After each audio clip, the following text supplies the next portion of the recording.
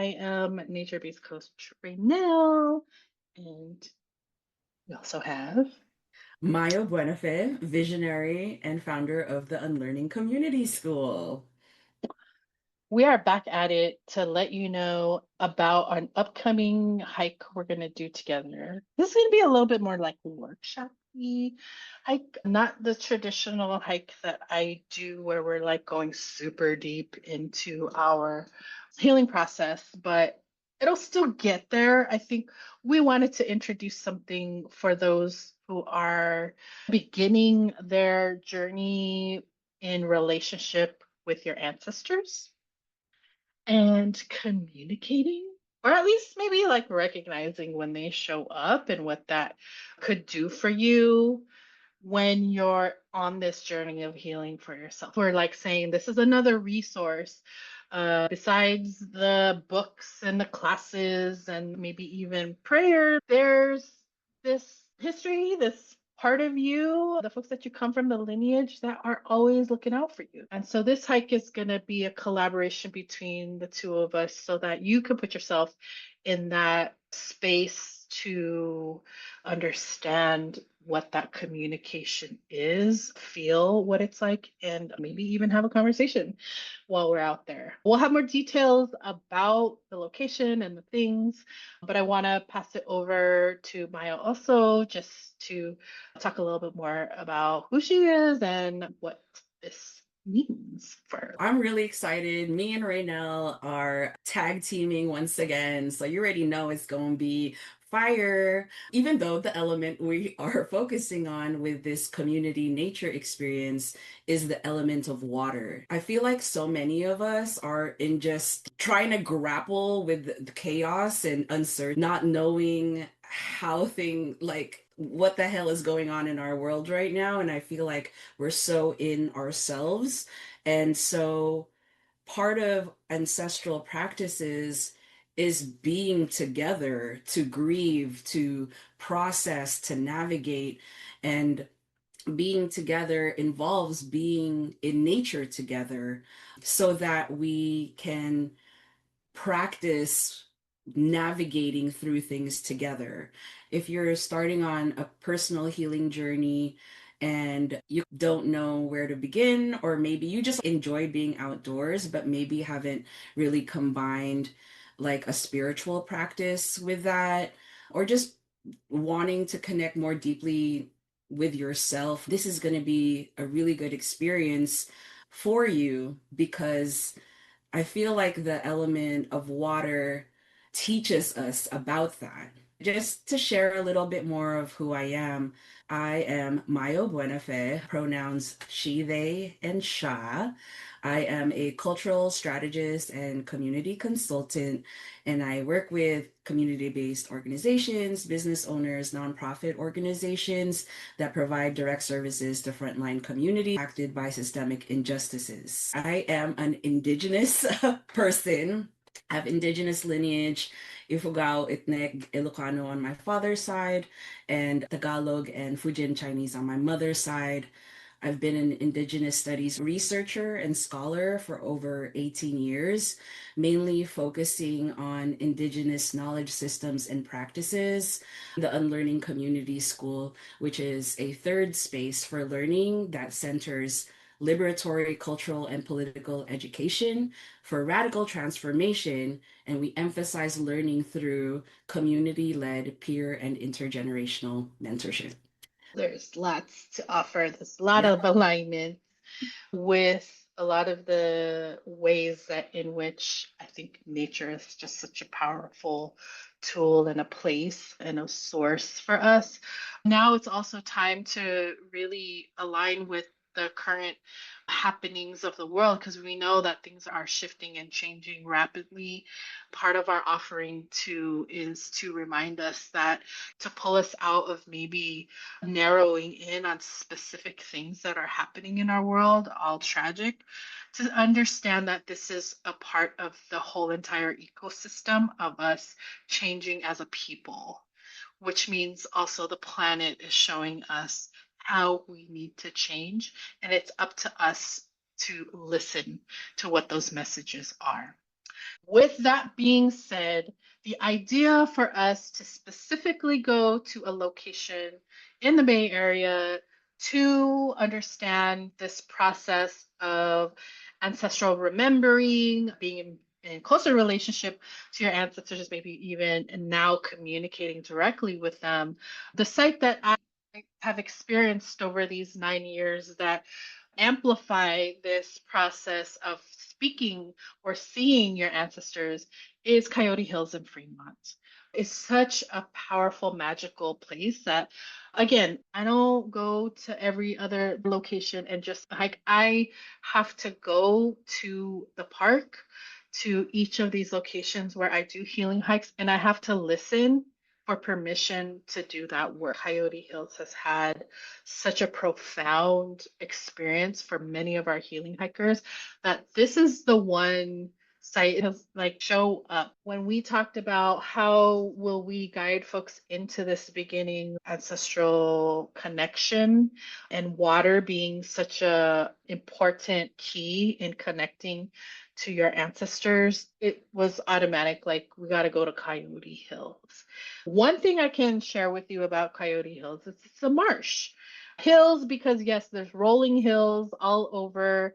It's situated in a part of the bay where you get that, like the hills, but like on one side of Coyote Hills, you could see the actual bay where the water is that came from the ocean and it's like sinking into the bay. Some remnants of just salt ponds there. It's low enough in the bay that it's pretty salty. But on the other side of the hills is marshland. And marshland, we know, is the in between fresh water and on its way to ocean water. You have this ecosystem of the marsh where there's specific plants and animals that thrive in very salty estuary type ecosystems, water systems, right? There's a lot of salinity in these areas, but I like to think about marshes as like sponges. So if you think about the water shedding from the Sierra Mountains, it's on its way to the ocean, but before it hits the ocean or the bay, it needs to get filtered. So whatever water is running off and the sediment, it kind of filters through the marsh area. And those plants and animals are designed to clean up the water before it hits the bay and the ocean. So I want to stop there and just talk about the unique ecosystem of Coyote Hills. I want to ping it back to Mayo and talk about that relationship and what it is. As an Indigenous person, I think it's very important to understand some of the traditional knowledge and the processes of just interacting and having a relationship with your ancestors. And for both of us being a Filipino lineage, there's some things that we share. Some things we might not, but they're lineage wise, we do share some of those traditions. So over to you. Yeah, thank you so much for giving a general like snapshot, Reno, with using your ecology geekiness up in there. Because it's so important to understand that when we call what we call landscapes also include like waterways, water bodies, and the ecosystems or like the different types of animals and plants, insects, soil, all of that that make that up, right? And these things are all interconnected. So many indigenous communities, I'm not trying to homogenize them. Each individual indigenous community have specific names for waters, have specific names for landforms, and specifically naming that the Muwekma Ohlone people were and are the original inhabitants of the Coyote Hills, and that water is seen as its own ancestral entity in itself. It has ancestral spirit. And despite all of the things that humans have done on the lands and on the waters through the years, these waterways, the way that the water forms and shapes the land, is evidence of the ancestral spirit of the water still being alive, if that makes sense. A fun fact too about the West Coyote Hills watersheds is that it's basically been relatively unchanged for the past like 200 years, meaning there wasn't a lot of man-made like channels or storm drains that they constructed, like the how the water drains from those hills into the marsh and into the bay has been the same for the past, at least they say, 200 years. So understanding that water is its own ancestral entity that we engage in a relationship with, I think is the first thing to keep in mind when you go and visit the land and you go and visit the water, to understand that it's a living, breathing ancestor that you're with right there. And that's why, for a lot of Indigenous communities, making offerings and having ceremonies and rituals with water is so important, because water symbolizes life for so many communities, so many Indigenous communities. So when you're being with water, you're you're trying to build a relationship with the ancestral spirit of water, there you should come equipped with having some kind of offering. And that's, every Indigenous community has different protocols of like how to do rituals and ceremonies in regard to being with water or asking water for something. There's a specific context in which you need to engage with water. So for mine and Elle's Indigenous ancestors, we have something called like atang, which is technically it's like an Ilocano term, but it's used more in northern Luzon in the Philippines, where it's both like food and water or liquid libations offerings. I know in my community, whenever you open up any alcohol, it could just be a party at home, or it could be like a specific purpose, maybe more spiritual purpose. Every time you open up a bottle of any type of liquor, you have to pour a little bit of the liquor into a cup or the cap of the liquor bottle, and you have to go and pour it over the soil. So, similarly, in Black American and hip hop culture, we call that pouring one out for the homies, right? You pour a little bit onto the soil, right? And you name the friends and family that have passed away. So it's very similar in Indigenous communities in the Philippines, where before you even start eating, before you even start celebrating anything, you name the ancestors that you would like to invite to be part of that celebration or just take part of the space with you. You invite them to come in. And the process of the pouring of the liquid is literally like the channel or the connection that kind of opens up, here's something for you so that you know that you're part of this. We want you to be part of this. The ancestors, we want you to come and be with us. And here is an offering to let you know that we're inviting you. So that's one example of using water or liquids, libations, right? So the libations is really particular to what you're doing that ritual for. And I'm emphasizing that libations is something that kind of cuts across so many different communities across the world, human communities that want to invite ancestral spirits to be with them, use libations, use different liquids to make that invitation. And of course, we also have water for washing or cleansing. I literally just took a shower before this call, and part of it was also me, as I'm washing myself, I'm cleansing, I'm purifying my temple, my body, my vessel, so that I can be able to receive something as well. I'm purifying myself in order to be ready to receive also something that is pure and that's sacred. Or maybe you're trying to you just came from some whack ass, I don't know, crazy, chaotic weird energy that you can tell like just stuck in your body. And so you're using water to cleanse that type of energy off of you. So a lot of South American communities will use different herbal baths, baños de hierba, or Florida water in the Caribbean, where they will use like perfumed water with herbs and fragrant flowers as a way to cleanse themselves, cleanse the space, and communities continue to use these things to this day. This is not just, oh, it's ancestors did it, that was a long time ago. No, communities do this to this day and engage with water in this kind of way. I want to mention is this is not something that we're going to ask, find out your traditional uses, find your ritual.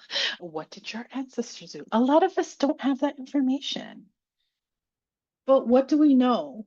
Water exists. Water is in your body. Water helps you move sadness and grief. So, when we talk about these methods and how other traditions have been using them, we're providing the example. But the point of you coming on to the hike with us, to being in the element, is for it to make sense for you. What do you need? What part of your life's journey, your exploration, your processing of things are you needing support with that nature can offer you, and specifically through the elements of water, if you're curious about that? The process has to make sense to you. You may not even know where it comes from, except that it feels right to do that. It feels right to wash your hands right now. It feels right to sit by the water and watch it.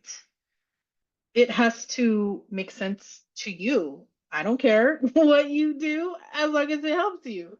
Is it working? Great. Let's do that. As you were talking to Mayo, the other thing I wanted to add, like part of my tattoo, my batok is water. Like water is in the middle here because it also, like you said, when you want to cleanse yourself of negative energy, negative spirits don't like water. And this is part of our belief system. So I have the footprints of my ancestors. If anyone were to come at me with negative energy or a negative spirit, my ancestors are here with me, walking them towards the water so that they go away. This is the shield that I have. I know that I'm protected through these motifs that come from my lineage. And the mere belief in my mind that this is what's happening and I was given permission to have this shield allows me to walk in more safety and confidence. So I want you to also think about that. As long as you believe in something, it exists. So another reason why this site came into our interest to walk through this process with you is because there's so many stories that I could share. My belief that ancestors are always around is how I carry myself because I know that I have ancestors that have taught me in my dreams, have taught me in awake life what to do in order to help and support people. And I wanted to bring that into our conversation because when we interact with our ancestors, we also don't want to invite everybody. Some of our ancestors still have beef with things on Earth or with themselves, or their energy did not leave Earth in the best way. And so there's residual energy that they may be carrying in the spirit world. Doing this work, I want to mention that we always are always sourcing and calling in benevolent ancestors. We're asking ancestors who really are looking out for us and not using us to complete their beef with somebody else on Earth. That can happen. We can share stories on a different video. Not only do we need to be very specific about who we're calling in to support us. But the land itself, like Mayo said, water is its own entity. Every piece of the land is its own entity. So we need to ask permission of all the pieces of the land, the ancestors who came from the land, we need to ask permission. It's important for me to start a group off with an opening of asking for permission and my guidance of what do you mean permission? It could be even just a good feeling that when we start and I meet everybody, we circle up, the energy you could feel within the dynamics of the group. And then I talk about go into your mind, go into your heart, connect to your spirit, and ask for permission to be here. Sometimes that shows up as a good feeling for you. I feel ready. I don't know what it is, but I feel ready. Let's do this. I'm ready to shut up and just walk. It could be like a breeze across your cheek at the moment that I say, ask for permission. One time when I went into that space of in your heart, ask for permission, the clouds parted from the sky and the sun was incredibly hot on everyone. And everybody noticed that. Everyone was in silence and in a circle, but the heat of that sun was like, yes. And I got sunburned just from that moment. So we're really asking you to tune into the inner knowing for yourself. But Maya, I want to hit it over to you about this permission because there's other ways that it can happen, right? To ask for permission. Yeah, absolutely. It's so important to understand your intention of being there. So I'll give this scenario. If you're visiting a place that you know is not your home, right? The first thing you should think of, I think, is like, why do I want to go to that place? What am I trying to do out there? And make that clear in your mind. What is your intention? What is your purpose of visiting a place that you're not from? So, in terms of visiting nature spaces, right? Imagine you're visiting a site that the ancestral spirits that live there, that's their home. So it's like you're knocking on their door. It's like, hi, I'm here. I'm a visitor. And then they're going to ask you, okay, why are you here? Why are you here, girl? On a spiritual level, that's going to be required of you to understand why you're there as part of that process of asking for permission. Because if you don't know why you're there are chances, and I've had experiences with this in the water. I did like back in the day, I used to drink and we went on a lazy river float and we were not conscious of our intention of being there. We're just like, we're going to drink and have a good time. And then the river did not become lazy anymore. It became ferocious. And we toppled in our little raft. And because we were not conscious of the space, of the place, and the spirits that were around.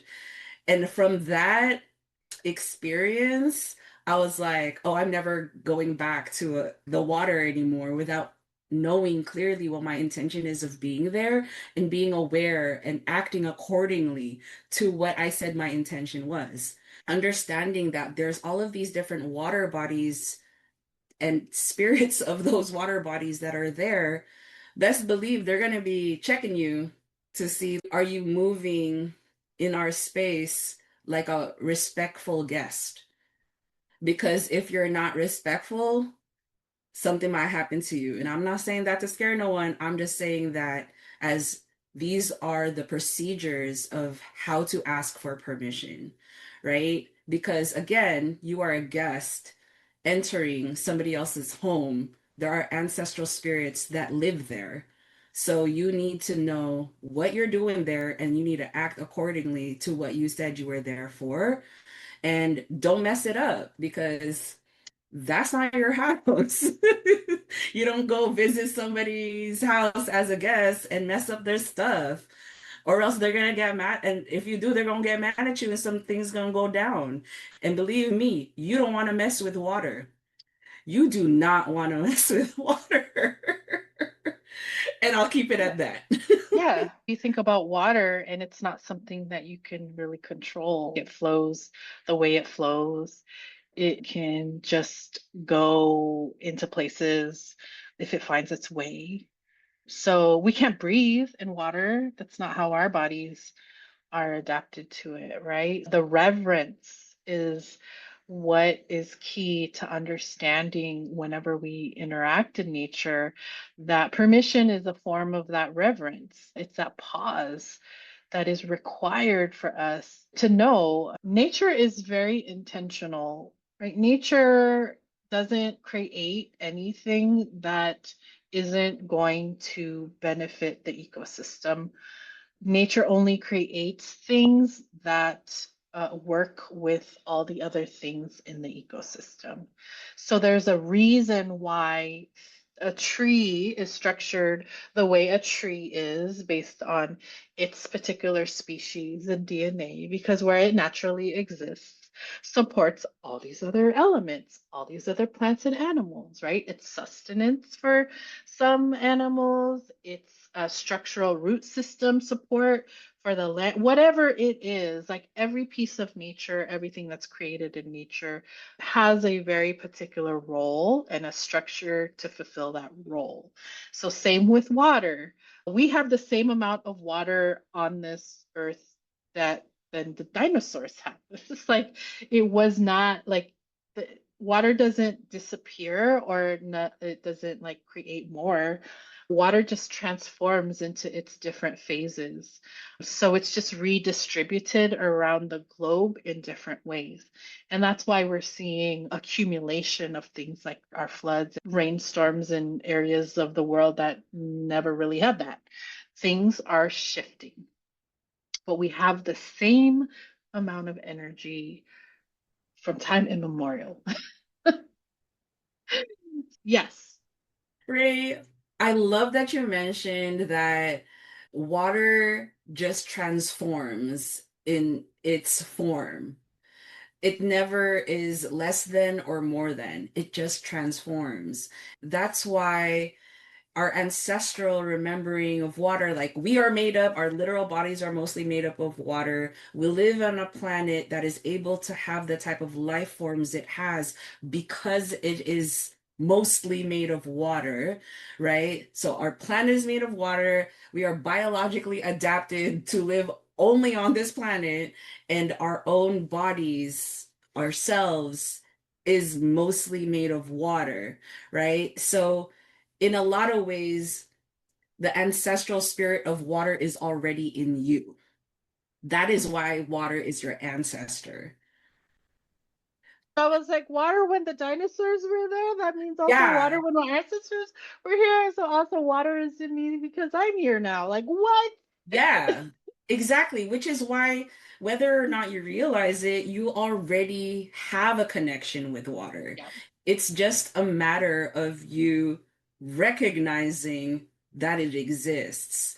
And so, this like community practice of this offering that we're doing is not new. This is something our species has been doing since time immemorial with other species in this world is being in relationship with water.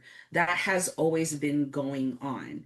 And one of the things I really want to highlight why I feel Coyote Hills is such a special space to be with water is it has five different types of water bodies. Like Raynelle already mentioned that there's a marsh on one side, there's Okay. watershed on the other side of the hills, there's like salt ponds that are happening, there's creeks and channels that are distributories of shifting the different types of waters around. And that's why I believe like that specific space, that's just how it was naturally formed. No humans went up in there and just made the marsh and made the salt ponds. Like that stuff was made by creator, if you great spirit, whatever you want to call it, but that's how it was just naturally formed. That's why that land, that space is indigenous. And I feel like one of the important things that needs to be emphasized as we live in this settler colonial space is that there are still places that are indigenous that we can connect with. And it's not just about humans. It is about waters. It is about land. It is about animals. And to recognize spaces like Coyote Hills, which I'm sure has a different indigenous name for the indigenous people who live there, that space, that ecosystem is indigenous, is ancestral. And that's why it's there for us to have a connection with. Even if we are visitors, even if we come from diaspora communities, like there is a reverence, there is a connection with water, and that we have this opportunity to connect with it in that space that is indigenous to that place. Even if we live in a settler colonial project called America, these places still exist. That's why we should honor that relationship. Right. We get to still tap into Right. that. Why not do that together and see it as that? As we wrap up the conversation, let's talk about why you would want to do this with us, where you might be in your journey of self discovery or even healing that you need. For me, I was not raised in a religious household. I am Catholic, but my parents were not practicing. I didn't have any knowledge of my Indigenous roots. It wasn't talked about, even though I know that for a majority of it, my paternal side is mostly Indigenous DNA. That wasn't the culture of the family. When I got to a point where I could not find the right support to go through a lot of the life experiences and challenges that I was facing, I didn't realize it, but I was talking to my ancestors. It was almost like the prayers. There's nothing else I could do but pray. There's nothing else I could do but feel what's in my heart. I would go to church by myself because of that energy of feeling connected. But when I really started to dive into working with the ancestors, it almost was a validation that, like, I'm not alone. I'm actually not alone. As alone and lonely as I felt, their energy and their feeling of like their love for me saves me. It has saved me in so many situations. And to offer a place where you can feel that and to even share these like really amazing stories that have happened on my 9 years of doing hikes. Coyote Hills has been like, oh my gosh. Like hikers would be like, that doesn't happen. Like birds don't do that. But I'm like, but they're doing it now because we asked for the support. For me, this is the love that I have for us to be well and to do well and to get support for ourselves in places that you maybe didn't really consider, spiritual connection to nature. But we're here for you. I'm here and just sharing really the magic that has been happening in my life since I dedicated myself to doing this kind of work. And I hope you find resonance and trust in us to guide you through your own process by being with us at Coyote Hills in August. I want to hand it to you, Mayo, to add real quick, like that piece of, why folks might consider coming with us.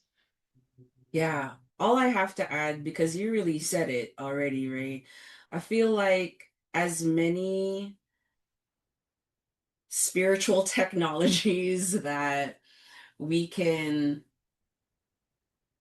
explore and look into that assists us in our healing journey, it will be better for us. Because personally, you might be going through it. As a community, you might be going through it. On a society and planet level, we're going through it. And so, understanding how to return back to our core, how to be in relationship with our home, which is our planet, how to come back to these ancestral practices that have been used for time immemorial to assist human beings in their existence. An ancient practice, but you got to think if they've been doing this for thousands of years of sitting with nature, of making offerings, of having ritual and ceremony in relationship with elements like water, if they've been doing that for literally thousands and thousands of years, there has to be something too that is medicinal, that is helpful. And so I want to invite you to explore that for yourself in this experience and know that you don't have to be alone in that navigation of that, that you can be with folks in community as I think we need to be at this time. Yeah. Absolutely. We're going to be still sharing a lot more insights. I know that those of you who are meant to be with us on that day are going to show up. And you too have your practices, you too have your wisdom and your knowledge to share with us. We're simply facilitating the container and the space for us to connect to the elements and to spiritually our ancestors and communicate. So if you feel called to work on that piece, please join us. Information to register for that, the date and time. You already know the location if you want to look it up. And we'll be out there doing the thing for a few hours. And we hope that you walk away with a lot more information about how to go through your walk through life and even sticky situations and knowing, developing for yourself, like how do you actually recognize your ancestors and what can you ask them for? How can you recognize the relationship that's building with them? We want to hold you through that process and start building community with you because healing is a long journey. It's a pretty up and down, twisty, turny, not great feelings all the time journey. So we want to start that with you if you're feeling called to be with us. Come tap in. Let's do this together. And it's going to be fun. We need fun things. Joy, the joy, yes. Frolicking on the hills. Frolic, frolic with us in these hills. We'll All see right, y'all. y'all. Thank Yep. you.